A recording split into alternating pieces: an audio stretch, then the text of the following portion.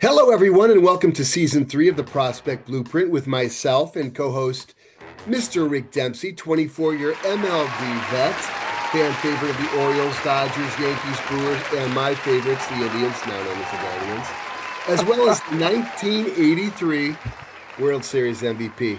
Rick, great to see you behind the mic again. Thanks, partner. Glad to be back finally. Glad to see you. Now, our guest today is Jon Sintes, the owner of Cutternation out of San Diego, California, a technology-driven player development facility that utilizes HitTrax and other technology to make players better based on data, video repetition, and good old-fashioned coaching. Jon is also the pitching coach for the San Diego Padres scout team. Congratulations on that one, Jon. After a good deal of time spent pitching in the indie leagues, and I know you did some time professionally in Mexico.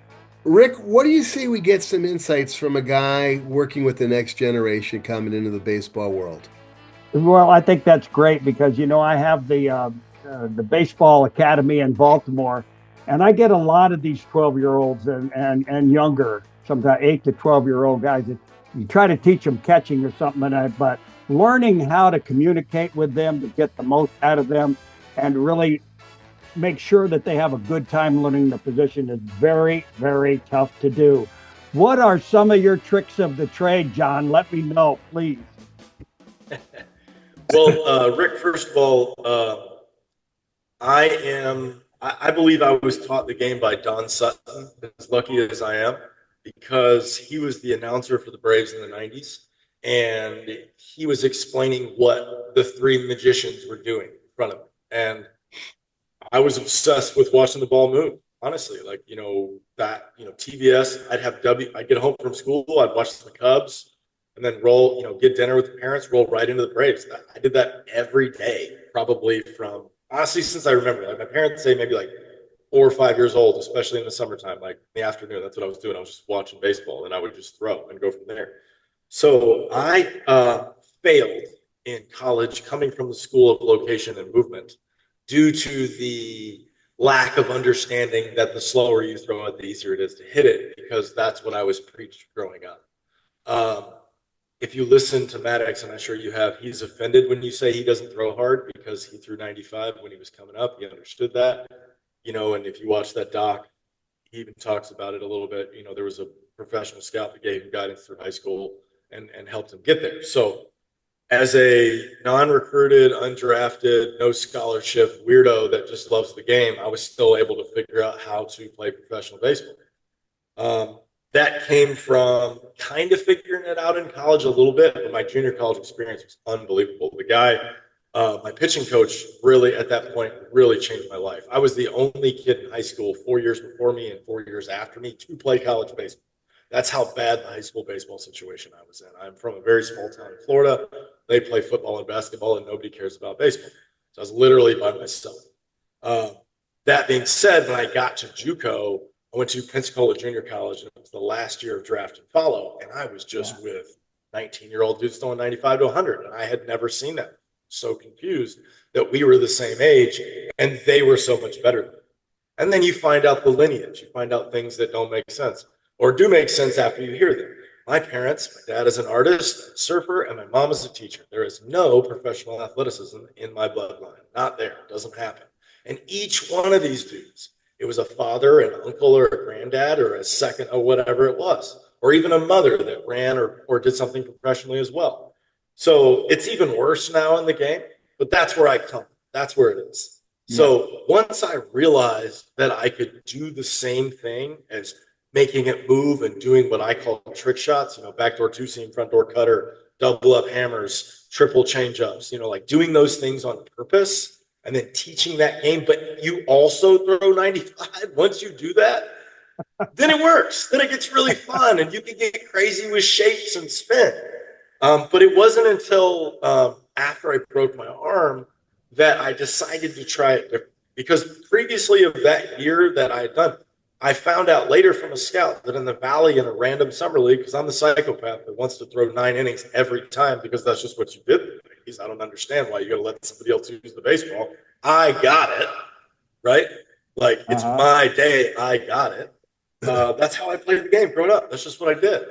And so I was throwing 95 one summer in the Valley and didn't know about it, but I just happened to be long tossing with this dude from the University of Miami.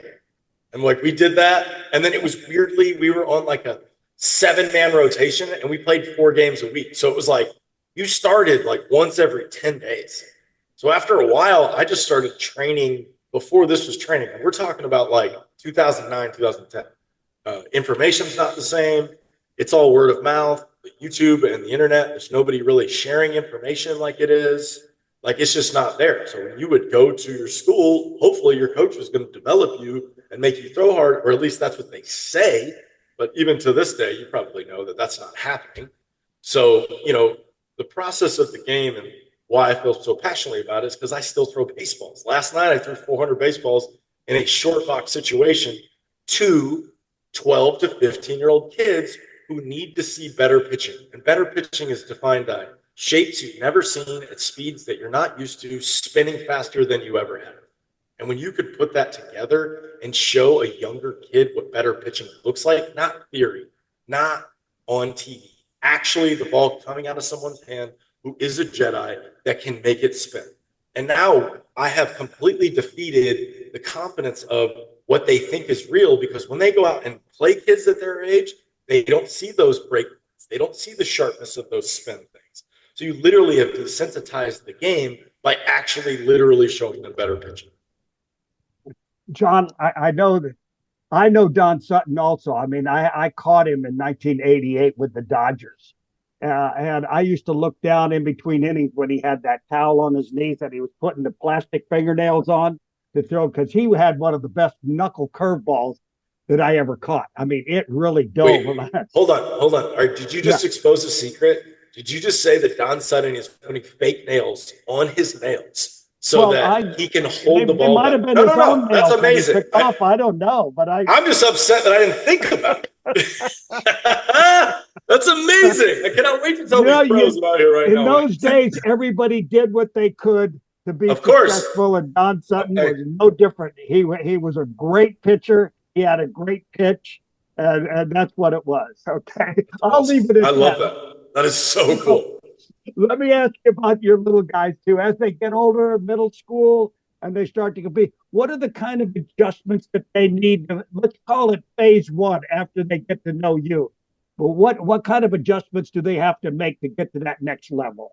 Well, first of all, like defining next level, especially at the youth age, is very, very interesting, right?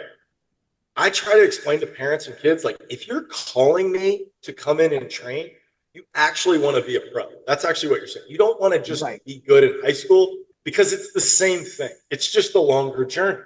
And so you have to understand that to give kids hope and give them dreams, you're allowed to be like, hey, look, like 0.03% actually make it, but anybody can do that. That's not like, that's what's cool about baseball. You don't have to be the hardest throwing guy, but the guy that hits the ball the farthest. You have to be the one that gets hot, kind of goes on a run, and then you just have all these little victories all the time. I mean, sure, that's how you got to the big leagues too. I mean, most of the guys that I talked to, even like, I felt lucky to play in Mexico as long as I did. Like, you're a mercenary down there. They're still loyal to you. Like one of my family members asked me a question, which was very interesting. And it didn't hit me at the time, but like, it's just what happens now. They were like, hey, how come you didn't play for the same team twice?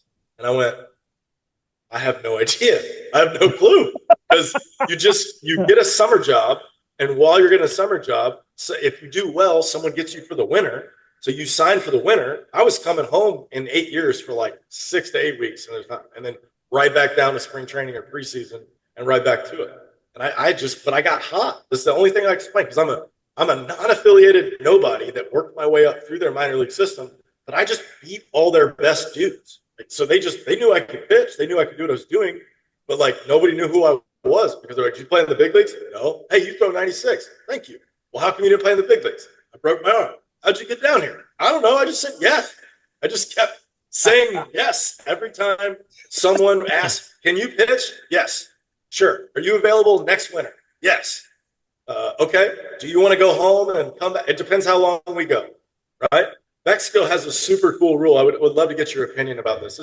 This would revolutionize Major League Baseball in America, but I don't know if anybody would do it. right? But I know the players would Okay. because I've done it and it's awesome. In Mexican playoffs in the winter and the summer, Yeah. when you eliminate teams and go into the playoffs, the teams that are eliminated are allowed to get their players drafted to the teams that are still available. So your ranking That's right. in the playoffs gives you your draft order. So you want to be first, so you get the first pick.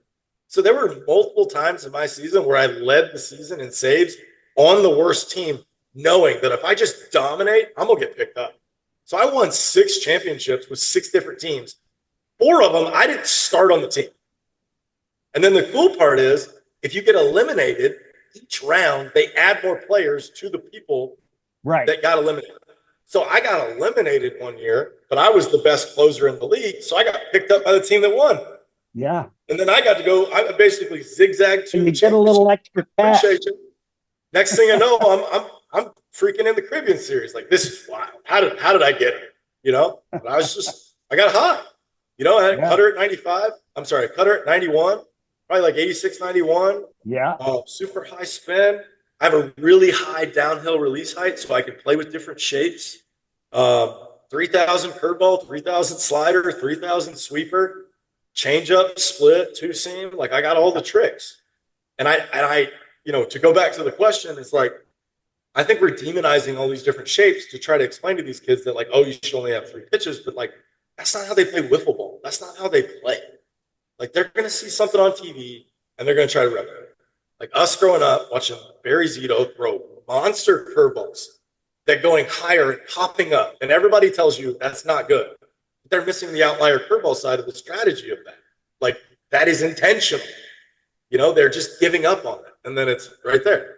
You know, there's a sequence to it. So you not only do you have to show that we have TVs everywhere, iPads everywhere, we're streaming it. We get, hey, this is how this guy did this, right? And then you show them doing it, and hopefully they see the correlation. You know, I'm a weird one. The word mechanics to me is demonized. We don't even use it here because, like, as soon as you become mechanical, like, you're not thinking about the most important thing, which is spinning the baseball. So, like, we talk about motion, understanding the timing of the whole thing, trying to have the start and finish, trying to get to the finish. Most of the kids just don't get to the finish all the way. Yeah. So I'm basically teaching a Latin system that I learned when I was down there in Mexico by a bunch of kids. Yeah, you know, John, we did the same thing when I played 7 years of winter ball, also Venezuela for 5 and Puerto Rico for 2. But they did the same thing. Once we got into the playoff system, you could pick up players from other teams. You got a little extra cash at the same time, which was nice and everything. Of course. But I'm listening to you talk about all the different pitches that you had, and that's what made you, you know, probably the first guy that they wanted to pick up. Now, you had a fastball, you had a cutter, you had a slider or a curveball and a changeup. What were all the pitches that you had? All of them. You had all of them. That's unusual for a closer. A closer has maybe 3 pitches, but most of the time, a fastball or a curved slider or a cutter like you have, and boom, you go from there because you don't ever, when you come in, the game's on the line most of the time, so you don't want to get beat on your 3rd or 4th best pitch. I'm sure you got that thought in your mind. But you know, that's pretty cool. And I got some other questions I want to ask you too when we get down a little bit right now. But I think my partner just went to sleep over there. He's like, wake up out there, Kel. Come on, babe. Yeah. All right. I'll say this, that college coaches today, you go in there and you tell them you got 6 to 8 pitches, and they go, yeah, sure you do. You know, what's your heat? You know, how hard do you throw? Do you throw from the side? You know, are you one of those guys who we could put in 7th, 8th inning who throws 82 with a really good slider or curve? They don't want to, they don't even want to, they limit you. They put limitations on you. And Rick, we've talked to how many coaches, John, I'm sure you've been involved in it. We have, I've seen it a lot, but you know, John, you mentioned technology. So my question to you is, how do you integrate modern technology such as HitTrax or Rapsodo, even Hitman, into your coaching to help players of all ages develop their game? Yeah, so we are huge techies, right? I have figured out a couple different things that have allowed them to get away from the mechanical process. We have some live streaming situations where we have set up a live stream and then we are watching the live stream, which gives us like a 7-second delay, which is perfect for a swing or a throw. The flow part of the training is hard because we're a small group training process. So you've got to be able to move fast in and out because you're moving 2 or 3 kids through a cage or 2 or 3 guys through bullpens. And so really what we're trying to get them into is like, yes, instruction is important, but if I can have you understand the goal of the process, then I need like you're on your own mental process where you're focused on what you are doing.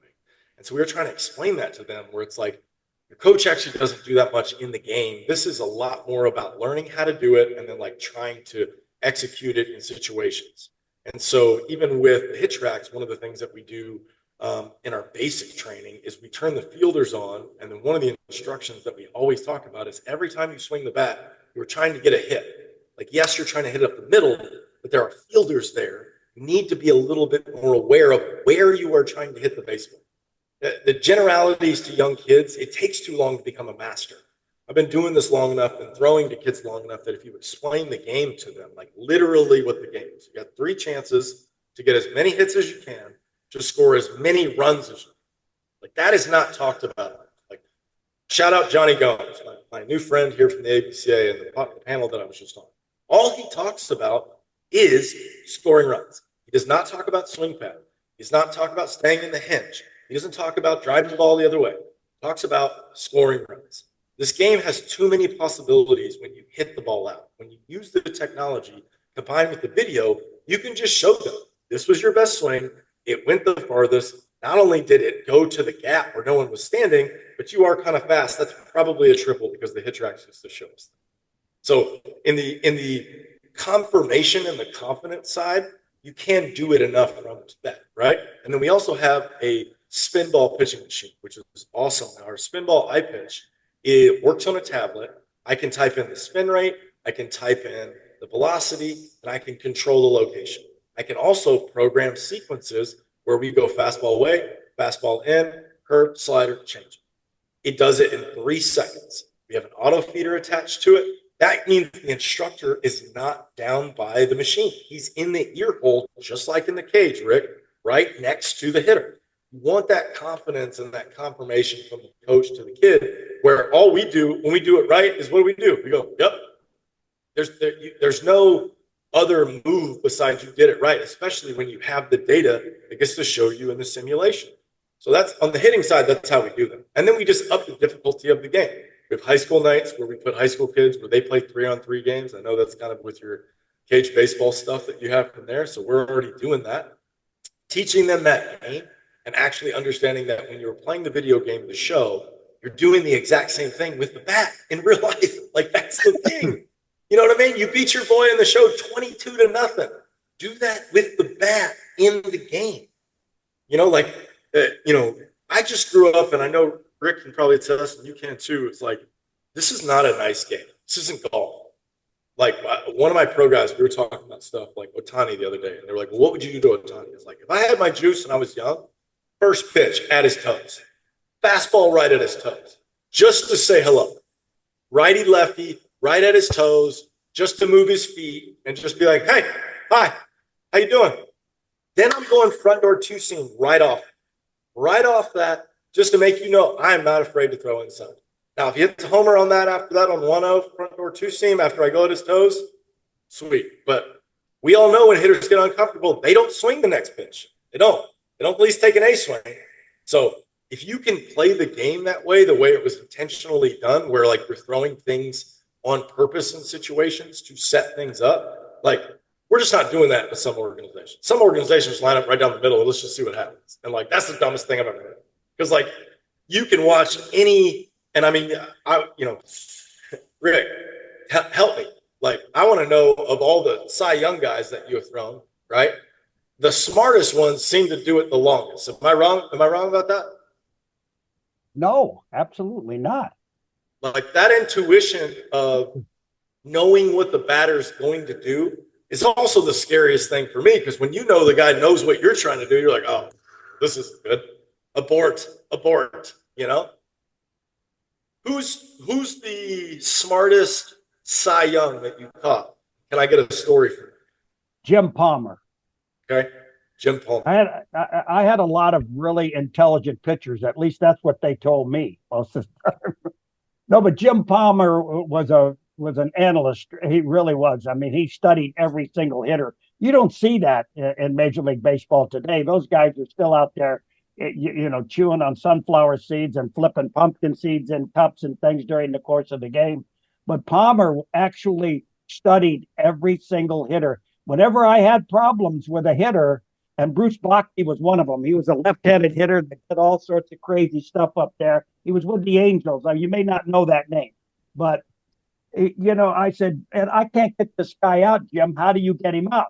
Throw the slider down and in under his hands. And sure as heck, I finally figured out, what to set him up for is that slider down and in. But I was fortunate. I caught 16 Cy Young Award winners during the course of my career, and every one of them had something to offer me as far as getting to learn hitters and their approach to hitters too. Now you know why. Now you know why I had Rick work with my kid who's a catcher. It's like I don't think anyone's caught more than 16 Cy Young Award. I've never heard that before. No, that's you said that a earlier. record will never be broken. All right, a true Jedi. Let's chat. Well, hey, we've mentioned mental a couple times, so let's talk about what role does mental toughness play in baseball development, at a relatively young age? How do you teach younger players to handle adversity such as striking out or losing games? I mean, it's going to happen, right? You're going to strike out. Great question. But you don't want to take pride in it. I'll tell you a quick story. This is just for the fun of it. But, striking out, you see the best hitters back in the day with the closed stance and the hands low, they struck out well under 100 a year. I mean, there just weren't a lot of guys striking out over 100 times. There were some, right? We had a kid back in high school, Steve Klein. I'm just going to throw it out there for the sake of it. This guy, by the way, our uniforms, Rick, look just like the Orioles uniforms. And being an Indians fan, it was very difficult to digest. But this guy, Steve, he struck out, I'd say 50% of the time. And he had a strikeout walk back to the dugout that was spectacular. He would bounce hit the ground, flip it up. This is like 1970 something or another. Guy could strike out like nobody. But the problem is now it's a little bit more accepted. If you strike out, it's not so bad. So there's a lot of mental elements to the game. Back to my question, what role does mental toughness play in developing a baseball player? And how do you do it? Even defining mental toughness to a baseball player, all three of us are going to have a different answer. You could go from how mentally tough are you to play in Mexico for 10 years and have overnight trips and show up and start days and, throw 5 or 6 days in a row. How do you have mental toughness when, for example, this weekend in a major PG, one of my guys, the first pitch of the game, the wooden mound that he was throwing on, the landing area broke off and he did the splits, tweaked his ankle, rolled on the ground. And then that was the first pitch of the game. Major PG tournament, right?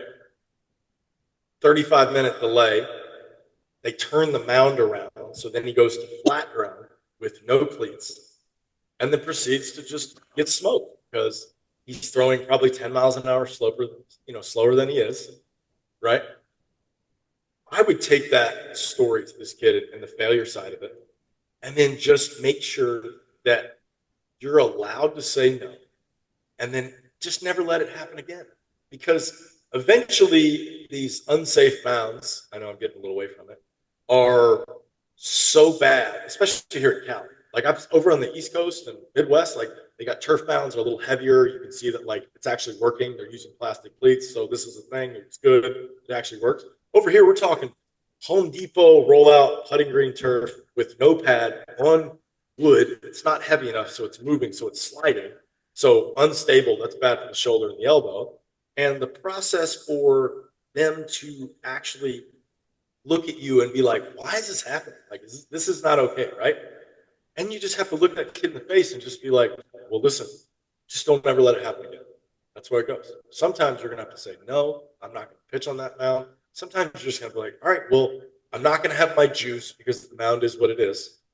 Just, is this a slider, cutter, changeup day with fastballs that are probably going to be up that I'm going to use to my advantage? Or can you even get there? So really the analysis of the situation and making sure that they understand that they're not alone in the adversity of things that should be real. Because as soon as you say, well, as soon as you throw on a real baseball field, none of these things are. As soon as there's a dirt mound and there's things out there that make it safe, you're going to be fine. Now there's going to be a hole, but I would much rather dig with a hole where I'm landing than a wood mound that is sliding. You know what I mean? So, really just listening to the kids is my best answer, because they don't, you go talk to a coach about that. He's got a tournament. There's 6 games in that tournament. He's got all the players on a schedule. I need this guy to go throw 5 or 6 innings. Otherwise, it's going to ruin the whole tournament. But like, that's not in favor of the development of the kid. You know what I'm saying? So being a good listener, helping them understand, and really the visualization side. I'm going to give a quick shout out to one of my favorite mental books that is not a baseball book, but it is. It's called 10-Minute Toughness. It's like a 180-page read. You get on Amazon anywhere. It's like $15. I like it because it's an exercise mental book. One of my favorite takeaways is called the Human Highlight Reel. Confidence comes from seeing yourself do the thing perfectly and be able to memorize that and then trying to repeat it. So I can close my eyes on all 7 pitches, Rick. You could probably do the same thing with hitting and receiving. And you can remember the perfect time you did the one thing, whether it was the perfect swing on the homer, whether it was the perfect transfer to catcher, whether it was throwing the guy out at third, framing, stealing, whatever that cool thing was that was the spike in the memory, that is something that you can access later. So we are trying to teach them to memorize those quality events, even in the bullpen. Rick, there's nothing better to me. Every pitcher has their same version of this idea, but they have this idea. There's nothing more fun than heater dotted on the corner where you get move your glove. There is nothing more exciting in my life than max effort, full torque, conyo kicked, full spin, you don't move, and we get a strike. It is a little better if he swings and misses, but like just that part of it is so hard to what you're chasing. But when coach says set up down the middle and just throw strikes, now that room for error and that cone is so much bigger. We're not paying attention. Yep. But when you specifically go, no, dude, look, in this corner, if you hit that spot in the 7th, that Maddox, I'm sure Palmer, you name it, everybody was trying to hit that spot. Right? And then we need you to I'll tell you, John. Please just keep it there. Palmer used to tell me in the very first game that I caught Jim when I got traded there from the Yankees. He said, listen, whenever I'm behind in the count, I want you to sit right on the outside corner, right at the bottom of the knee, and call the fastball. And I kept that promise to him that I would. Every time he got behind, I called the fastball down and away. I could close my eyes and he could hit the target 99% of the time. That's what made him so great. 3-time Cy Young Award winner, 8-time 20-game winner. I mean, he had that confidence and he had a great delivery, even that high leg kick from the old days, but the ball came off his fingertips as pure as anybody could throw a baseball. And I'll tell you, catching Oral Hershiser with 59 consecutive scoreless innings, he had a 2-seam fastball that was 10 times bigger than the best 2-seam fastball that I ever caught, and that was Mike Flanagan. Oral Hershiser, you had to sit inside on a left-hand hitter to get him to hit the outside corner over here. And it was just amazing because you catch all the great pitchers that I caught, and you learn a little something from every one of them. Okay. I wanted to ask you a question, and I explained that, but about the confidence that you have to build in these young kids. I look at today, and I'm very disappointed with what they expect from the younger players. Mm-hmm. It's so hard for you to teach them how to throw a baseball in the first place. Plus, they're falling 18 inches farther down the mound, and I've seen a lot of guys that thought they had great arms get hurt just from that one thing, not knowing how to do that. But it's got to be really tough for you to convince these kids who are saying, yeah, I have to learn to throw 100 miles an hour or I'll never get to play professional baseball. But look, another thing that goes through in your mind is that I don't want to teach them how to hurt themselves. I got to teach them how to throw a baseball first before they've got to grow into their bodies so that they learn how to release that ball. For me, it's all about the release point. to get the maximum velocity out of a baseball. How tough is that for you to impress that on these young kids when they're 12 years old and they really are struggling at the same time? You know what? It's actually harder for the younger guys and then the high schoolers than the 12-year-olds. The 12-year-olds are far more experimental to me. Um, but also you got to understand, like, I'm a little different. Like, the way I meet these kids is they meet me by me throwing baseballs. So I do a little bit of a magic trick. I go, okay, you play the show? They say yes, everybody plays the show. I go, you have to be able to be this good where you can get out of a chair, you can go over to a target, and you say cutter, when I can spin the cutter correctly and I can hit the spot. That's how good you have to be. And when they can't do that, they immediately respect the fact that something can be done that is said, not talked about and shown. So I'm all about showing exactly the movement that you need to do, even at low effort. I have an upside down system to America, by the way. I am teaching a Latin throwing system. I am not teaching an American throwing system, which is way easier. So I have broken it down to some easy things. I told Kelly one of my secrets. There's some stuff that I have traded with some Cuban guys that I played with that if you know, like, I have been so ingrained into it that I understand that they know the secrets and they're not sharing it with us Americans. I know that. Oh yeah, there's that They're one not, secret, right? you know, There's the one thing they do with their hand. yeah, Yeah, yeah. I gotta work that one out of you somehow. yeah. You know what I mean? There's some stuff, Cuban there's some thing. things that we are teaching that I know that there are people in America that I've seen that are teaching what we are teaching and things stuff, and that's why when we see, you know, all this technology, uh, you know, I'd ask you guys, you know, all the skeletons that you see online and all the biomechanics analysis, like, you seen anything else but a white guy on that? I haven't. I haven't seen one Latin dude on any of the biomechanics. I don't think you ever will, because they're not going to show you what they're doing. That's like their life. So, like, they're going to hold the secret. One of my guys just got back from the DR Winter Bowl. Every year we watch it. You can just watch the games on YouTube. Every year there is some, who is this guy who's throwing 100? And then here comes the season. He gets debuted, and it's so-and-so from Cuba, the Dominican Republic, and then there he goes, he's debuted, and he's throwing 98. So to me, it's a process of information that is continually passed down from person to person.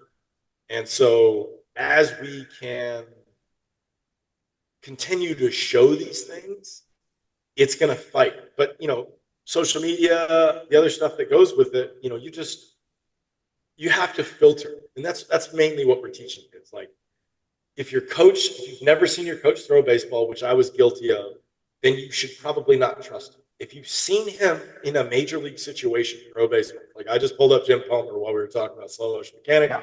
As soon as I pulled it up, I went, yes, I know who Jim Palmer is. I remember seeing this. Then you can trust him. But like I keep saying, there's a bunch of fake Jedis out here that are like getting alley-oops from big leaguers or doing podcasts with them or doing stuff, and like, they don't throw baseballs. Now, they maybe will have a system and be able to talk about those things, but like, you were with people that threw baseballs and they told you the things that they needed to happen. Those are secrets, right? So in the strategy of the game, like, we're just not teaching the strategy. It's just not happening. You know, I see a lot of people complain about showcase baseball players, but like, that's how they get in the door. So like, that the people that are complaining about showcase baseball players are also the people that think that high school baseball is important. But like, I still haven't seen a high school baseball system that is consistently producing prospects. Yeah, you get one or two, but like, that's on the kid. That's not the system. And then the high school hangs their hat on that for the next 20 years. This guy went in the first round. It's like, no, that kid did. You had the facility. You just happened to live in the zone to go to your school. You know, there's not a process of it. So, you know, I just come from a different lens because I got lied to a lot. I tried all the systems.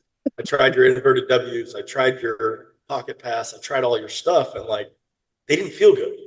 And every time I would go to this Latin style throwing motion that is what we teach here, which, by the way, if you watch our kids, you'll see it.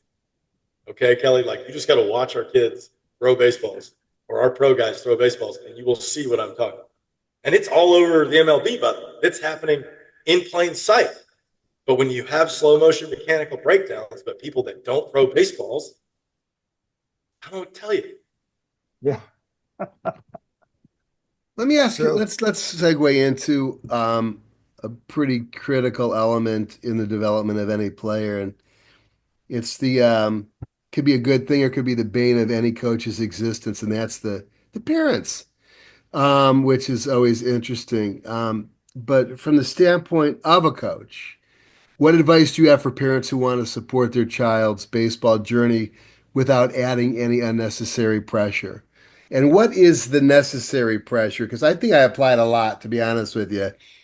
The necessary and probably a little of the unnecessary as well, but I got results. Your thoughts? I'm I'm a little different on this one too.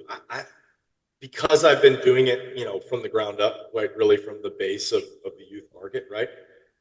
The parents that are on the kids that are consistently taking them through high school here and making sure that they're doing it, not them giving the keys to the car. The ones that are in their hip pocket the entire time, those are the ones that make it. So you can't teach them how to be responsible. Like there's too much data showing that we're morons until we're 25 years old, especially males. Mhm. So like, there's no way this 16-year-old kid who you just gave a car to is going and doing his training, being smart about it, and eating all the things that he's supposed to be eating. So I just think a lot of parents get to a certain point, they've been training this kid for 12 to 13 years, and they just give up on it. But unfortunately, that last 2 or 3 years is the hardest part. So that's where we come in. Like, we take that load off the parents. We have strength training, we have skill development, we have nutrition, we have recovery, we have everything that, like, you get a big league experience at here at 10 or 12, but like, they don't have a reference to it. Everything in their world is go stand on the line outside, wait for their coach to tell them what to do. We might be the only people saying educate yourself. Now, there's a problem with that too, because there's a lot of educators out there putting different ideas in, right?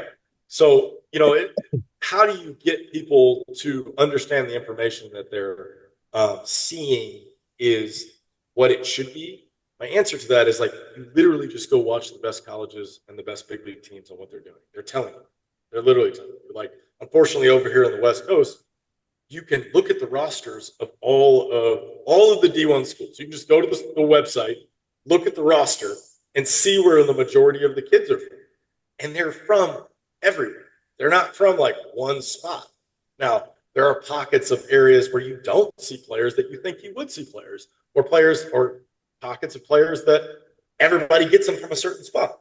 So, you have to explain to the parents, like, what is your goal? Like I said, if you show up here and you tell me you wanted to be good in high school, you're actually telling me you wanted to be a professional. You wanted to get as good as you possibly can.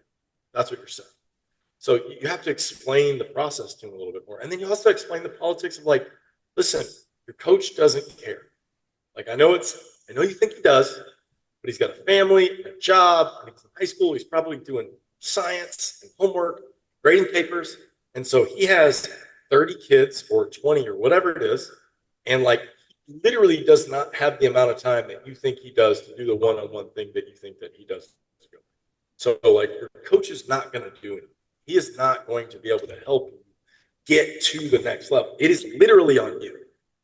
Like, I am a product of be good in high school, they will find you. No, they didn't. There were 3 guys in my district throwing 95. They cared about those guys. They didn't care about me, who had 5 or 6 pitches that threw a couple no-hitters. They didn't give a shit. I threw 85. Nobody cared. So the truth of, like, what actually moves you on, it's not throw 90. It's throw 90 and be good. Like, it's both. Sorry. There's just too much information to show them. Your high school kid says velocity doesn't matter. Well, look over here. The slowest throwing guy at San Diego State throws 91 miles an hour. What do you want to argue about that now? You want to argue? Like, there's the data. There's the real data. He's the slowest guy. And he's left-handed, by the way. The lefty's throwing 91. The other lefty's throwing 95. What are you going to do then? That's at San Diego State. Yeah. They need to take a look at slower pitchers. I'll just say that, like, I've seen guys throwing 82 sidearm, lefties, righties, whatever. And I've seen guys go through, power five lineups, at least for 1 or 2 innings. They couldn't Right. touch him. And then they'd bring in their 96, 97. Now you're talking about the game that I think Rick and I know, where it's a little bit more about variance. Yeah. Like the amount of time the Padres bring in a right-handed pitcher throwing 95 and a right-handed pitcher throwing 95, I want to lose my mind. I am so annoyed at it. I'm like, don't we know to flip it?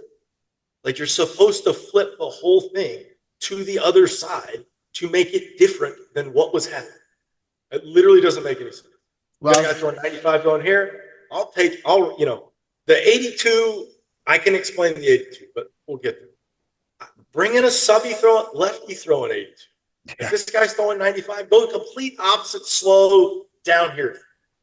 Right? And then come back over here sidearm with this guy throwing sweeper. Then come back to over the top lefty throwing 95. And then go back to right arm. The way that they are playing the game is so annoying. It's so annoying because there's no strategy. We're just like, well, the percentages say and the hot zones say and the O2 counts say. But then you've got big leaguers that are literally coming out on podcasts going like, the most balls thrown on the O2 count. It's like 82% or something crazy. So we just auto take. And I'm like, well, you know what? If you knew that the Dodgers were going to 0-2 not swing at anything, and that's why they get banged backdoor more than anybody else in the league, maybe you just pipe it one time and see what happens. Rick and I were talking last night, and I literally, with my kids, sat there and watched all of Ohtani's 214 hits. We literally looked at every hit. I think it was about a 35, 40-minute deal. Hit. You could see the velo and the kind of pitch that was coming in that he hit. He averaged hitting 88-mile-an-hour balls. 88 was his average base hit. He had several in the upper 90s, but not a ton. They were throwing him a lot of off speed, and they were paying for it. But what it was showing me was that, he was devouring 91, 92, 93. It's like, I just believe in this. You got to mix it up. If you can, that big curveball is, Sandy Koufax's curveball. Good luck trying to hit that. Even that precedes Rick's time. But, you see those 12-6. Who can hit that? Yeah. You got to slice it. That's why Ichiro is so good, or maybe the kid from San Diego now. What's his face? Merrill? Or no, Arise. The lefty. Huh? Arise, yeah. Real quick, I want to talk about the transition to get into college here, and then Rick's got a couple, then we got a slider. But from your experience, and that's and Rick and I have had some experience with this too, but from your standpoint down in your game down here in San Diego, what separates players who successfully transition to college baseball from those who don't, and how can youth and high school coaches help bridge that gap? And I'm not saying necessarily high school baseball coaches who seem to be less aggressively involved because they're subterfuged by travel coaches, but what's your thought on that? I'll answer the second one first because we already kind of went there. Touched you on have it, to give them the truth. You got to go just show them, you have to throw. It's now NASCAR. It's now Talladega. Talladega, turn 3, you have to hit a certain speed to qualify for the race. It's not the lap time. It's how fast you go around this turn. So you have to qualify speed to get there because there are too many kids throwing 91. There's too many of them, right? Now, that is to have a chance to go to the next level beyond that. Like I said, if you want to play college, you actually want to play professional. So when you give them the truth in that, it just helps them understand what they need to do. Now, to prepare high school kids to see 91, you got to have kids in high school throwing 91, but we don't have that. And that is kind of the problem. So the velocity development on the things or the player development of what is being preached across the internet is not happening across the board. It's a very small percentage. There's facilities like mine. There's maybe a couple high schools that are doing that. But, like I said, one might argue that high school has too much power. The quality of competition in the high school, even just in this, area in San Diego, is so broad.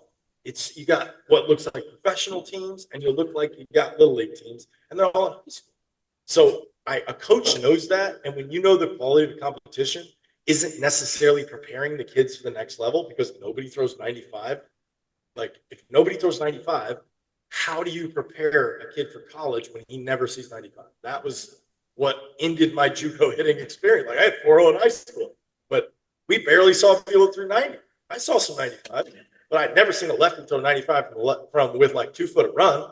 So he threw 3 fastballs right down the middle. I missed him the first week, and I remember looking at my coach afterwards, like, I got to hit that guy to play on this team. He's like, yes. And I was like, I don't think I can do that. Like, that's going to take too much time for me to get there. He's like, yeah, that's why you're a pitcher. I said, I agree. I definitely am a better pitcher. If I got to hit that guy, no way. So there's so many bits and pieces of information that can help you get there. And how do you prepare them? This is why we have the spinball. This is why I throw baseball. This is why the challenge is the fun in training, not the easy part. Like every time I see front toss, it just makes me giggle. Because I'm just like, why are you making it so easy? You're just making it, you're throwing it. Okay, you're working on your mechanics. That's great. But like, I throw 7 pitches, Rick. I'm going to eat your lunch. Yeah. All right? You're going to be sitting heater. I literally don't have to throw them. I do not have to throw a 4-seam for the first 2 innings, and I will annoy you. I'll annoy you.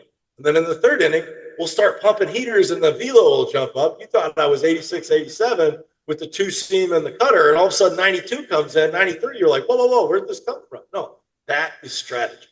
We're doing the worst strategy job in America to teach these kids how to play strategic at the next level.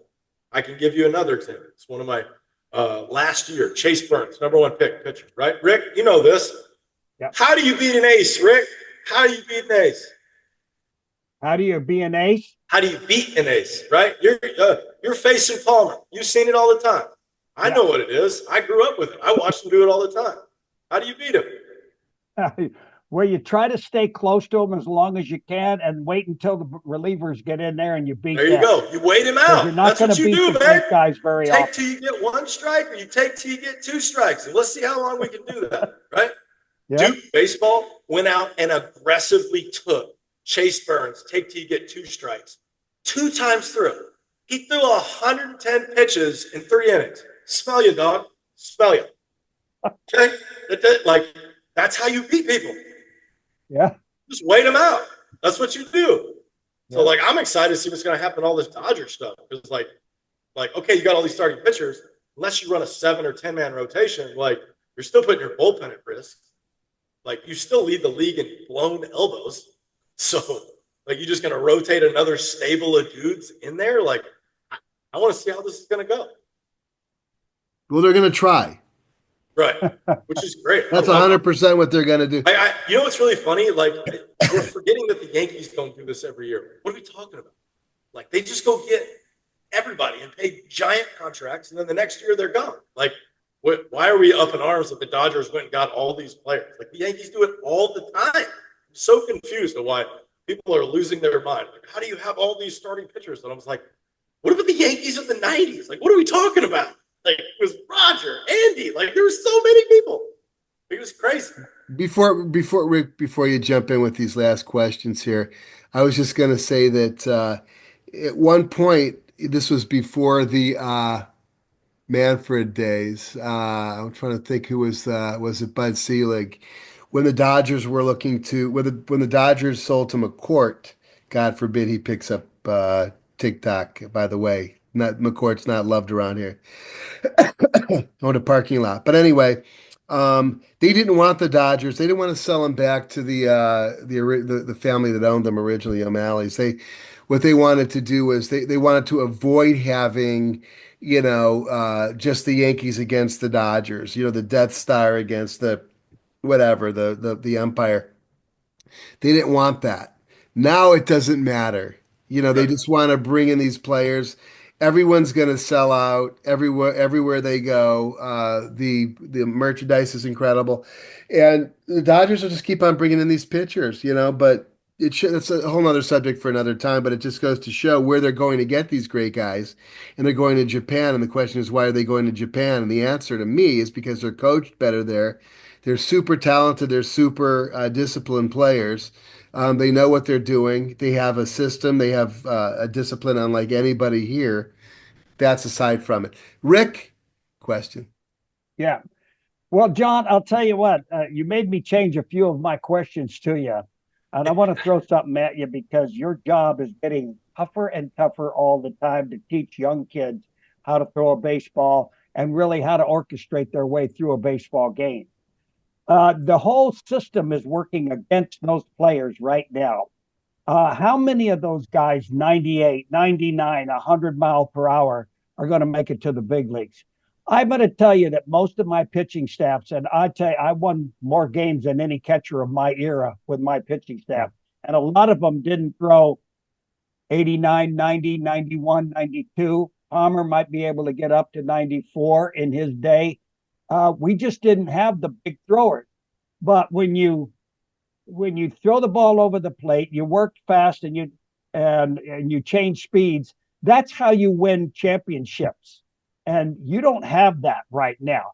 I mean, look at the system right now. You got guys that warm up your starters in between their starts. You got catchers that do that don't know a darn thing about a windup or a delivery. You can't help your starters in between starts find his release point, which is what it's all about. If you don't have a release point, you never know where the ball's going, and you know that. And the catcher goes to one knee. Major League Baseball wants people in scoring position so that the score ends up 11-10 or 11-9 before it's over. They think that's what really makes baseball interesting. I'm sorry. I don't agree with that philosophy because it makes all the instructors just tough. Now all you're looking for is 99, 100 mile an hour throwers, and you cross your fingers and hope they can throw it over the plate for you to get some credibility. No, that's not the game of baseball. Changing speeds. Scotty McGregor couldn't bruise you with a good fastball. He won 18, 19 ball games 4 or 5 times for me, when I was catching him. Palmer did the same thing. He had a different repertoire altogether.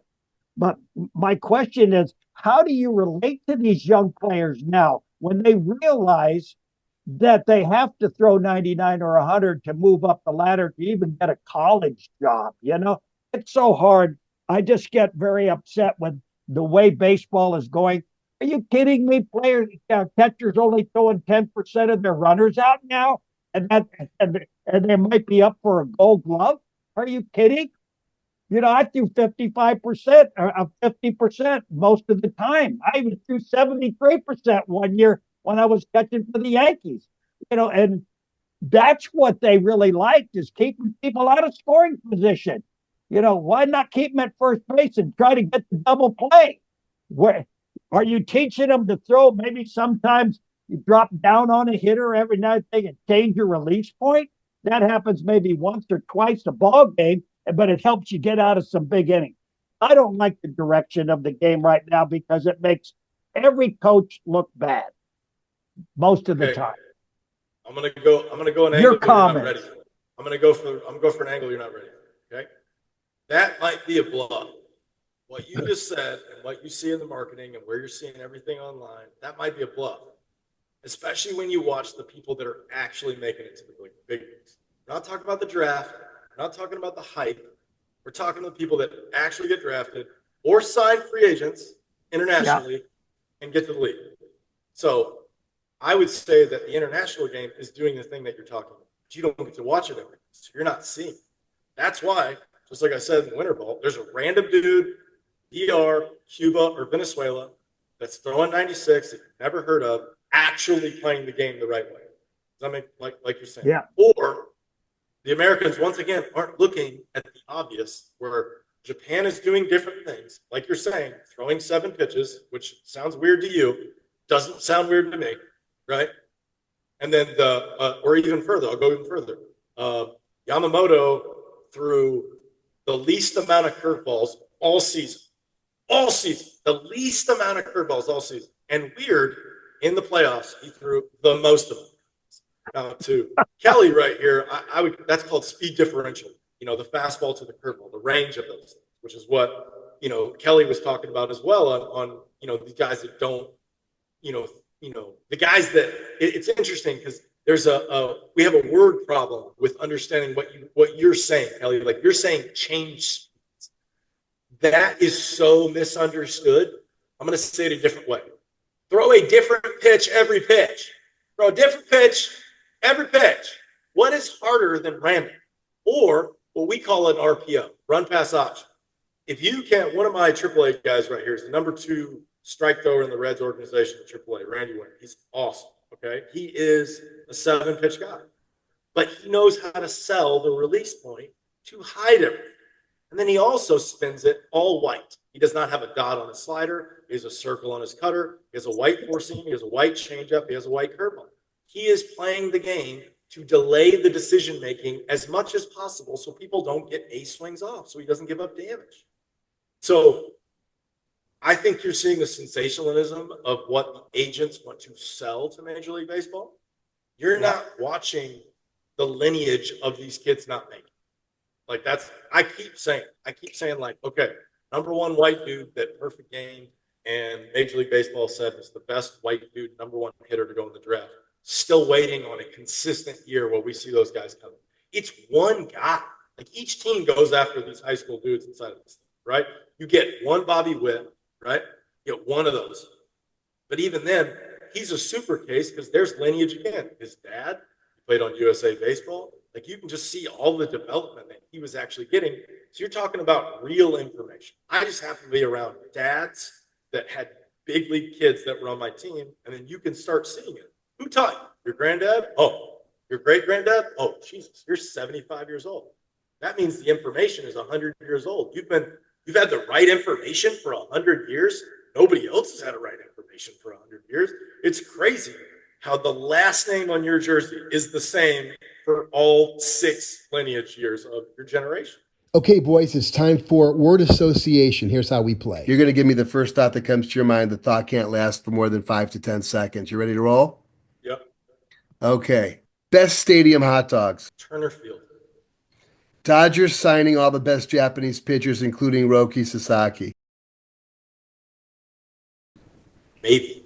Backstop dads. Annoyingly helpful. HitTrax or Rapsodo. HitTrax all day. HitTrax. Bigger bases. Love it. 2 pickoff attempts. Dumb. Perfect game and U-Trip rating systems. Marketing.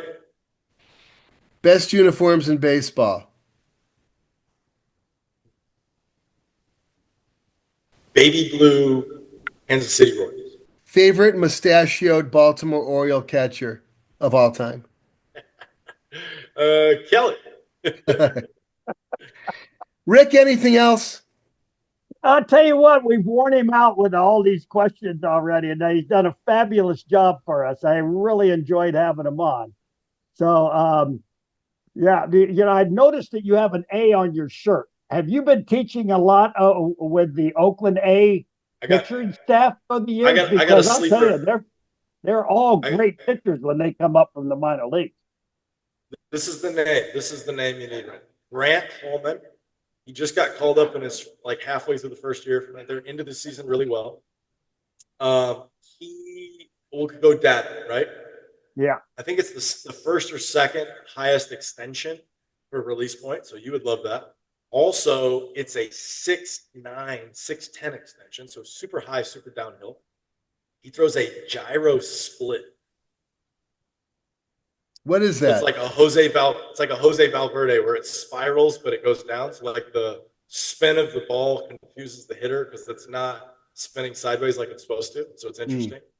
And then we added so Tread's been calling it the death ball, but I've been calling it Vader for 10 years. But it's just Brad Lidge's slide. It's just the spiral that goes down. That's all it is. So he added that, which basically it's just like a gyro slider. And then we added a sweeper too. So what's a gyro slider and a sweeper? Sweeper to me is a slurve, and what's a gyro slider? You're right on the slurve. Yeah. Big slider, big giant slider. That's a sweeper. And then the gyro slider is, instead of it going at the angle, it goes straight down. So it's splitter. Isn't that like a split? No, but it's spinning. It's spinning. Ah. It's a spiral. It's basically, this is how I teach it. It's a low slant route in the end zone. You got to get on top of it, drive it downhill, spirals down. I'd like to see that personally. They're disgusting. What's the vid? You can throw it so much faster than a split. It's a medium plus speed. That's what I want to talk to you about, Rick. I'm in 3-dimensional pitching. That's what Don taught me. fast, Yeah. slow, up, down, in, out, right? And then Yeah. like the speed differential plus the speeds. So the way we teach pitch sequencing is by sending in the entire sequence and then using the option idea of like if you should stay on sequence or change it. So my I don't 12-year-olds, we don't call pitches. And our parents lose the mind. So the other kids, I'm like, no, you think about it. Like at 12, like you don't need to be snapping a bunch of stuff off. You need like three Right. easy. You need fast, fast, slow, slow, probably. You need Yeah. fast, slow. And then you probably need slow, slow, fast, fast. That's probably it. It's probably the three that you could run. And if you give those options to pitcher and catcher, now we're not waiting 17 seconds for fastball away or radioing in, 15 calls to the guy. Like, what are we wasting time? Like you could just send in, like you got a quarterback, you got this much real estate on your catcher, and you can't send in every freaking pitch of the whole game. Like, I'm just confused. Like, they want to script everything and do all these sequence things anyway, but then they go back to like one at a time. And I'm like, dude, the NFL doesn't even do one at a time. They send 2 plays at a time with a kill switch to do the other one if they need. It shouldn't even be that complicated. Yeah. Well, I'll just throw this at you. Of course, your pitchers have to develop a good fastball, one way or the other. Command of the fastball and the velocity. But the second pitch that I would be talking about all the time is a straight changeup. Don't worry about the curveball until you get past that age of 13 years old, where you're developed enough in your elbow to start throwing that thing. It's not an easy pitch to learn from the very beginning. Very few people pick it up without a lot of work at a later date. So I think if they also, and this is probably a big part of your job, is to convince them to change speed.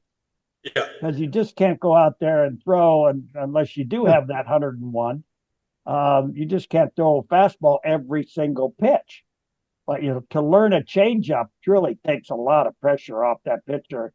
All right, so I'm going to go the other way. Opportunity to be a little more successful. I have a counter to that because changeups are what broke my arm. So what? We don't develop the changeup first. You can actually see the distance of the hand. It is harder to go inside than it is to go outside. The curveballs aren't dangerous. If we throw it like a football and stop our elbow, then it is. It actually doesn't matter which way the hand is turned, pronated or supinated. If you do this move, you're going to get hurt. Like you can do this and see that it puts torque on the inside of the shoulder. So that's half the problem, that they're throwing curveballs right because they're like trying to like make it move instead of understanding the flow of the arm. That's a good point. That's a good point. Pronation is the worst thing that you can do because that is what creates pain, because you are pinching nerves in the arm and the neck. Yeah. So yes, straight change, but it's misinterpreted by kids and they want to see the shapes anyway. So if you teach a cutter first, which is just a football, there's no torque on the arm. Zero. You're not twisting or pronating through release. It is a preset pitch that you're just letting slide off your fingers like a fastball. It's not, there is no stress on spin on a cutter to go glove side. So changeups are bad. And then there's also the thing, like you got to, like, this is where data makes sense on some of these things, right? You tell these kids change up, especially over here in San Diego, and they're preaching Trevor Hoffman, and I love Trevor to death. Trevor Hoffman's changeup was only elite when it was 20 miles an hour, when he threw 96 and his changeup was 70. Shut up. When he was throwing 85, it wasn't that good. Like it didn't do the same thing. So the speed differential thing, now we can go even further. You're telling a 9-10-year-old kid who goes 46 miles an hour, you want him to throw a 33-mile-an-hour changeup, like without selling it with hand speed and hitting the release point? Like it's not easy, right? So it's like it's a difficult move. Even for the high school kids, they don't get the differential. And they go throw 78, 80, and then their changeup 75. I'm like, that's just a two-seam. That's all that is. Even though you're holding changeup, that's just a two-seam, so it's just going to get hit. So, we try to help them understand, like, even if you want to, like, work on all the pitches. That's what we do also. Like, throw everything. Train everything. Let's pick some things that you're consistent at. Maybe you are a curveball guy, but like I said, you don't know that, like, you shouldn't do that. Maybe you're a two-seam putter guy, and, like, you just do this all day. That's all you need to do, So, like, that's the personality of the kid. You know, that's why I like the show, the video games. It's like they just get to push the button and it does it. And then they actually think like, all right, I'm going to pitch him. And I'm going to go 2-seam cutter, curveball, changeup. And then you watch him walk him. And you're like, yeah, that didn't work. That's really hard to do. You have to try again. That's the most difficult version of the game you just tried to do. The thing you did in the show where you push the button and then like match the meter doing, that's not real. But it's fun. I get it. It's going to teach you the game and teach you to know the players and the people inside of that. But like actually making the ball roll off your fingers is a completely different process. Well, listen, boys, that's all the time we have today. So I'm going to bow out. Mr. Rick Dempsey, our guest, Jon Thanks, Sintes. John. Rick, I can't wait to throw to you, man. Oh God! I'll strap it on for you. Hey, it'll be here. It'll be here, man. It'll be right there. We didn't really get into that, but we could talk about that some other time. But listen, again, for Mr. Rick Dempsey, Mr. Jon Sintes, our wonderful guest today of Cutternation, and myself, of course, have a great winter, train hard, and most of all, have fun. See you next time.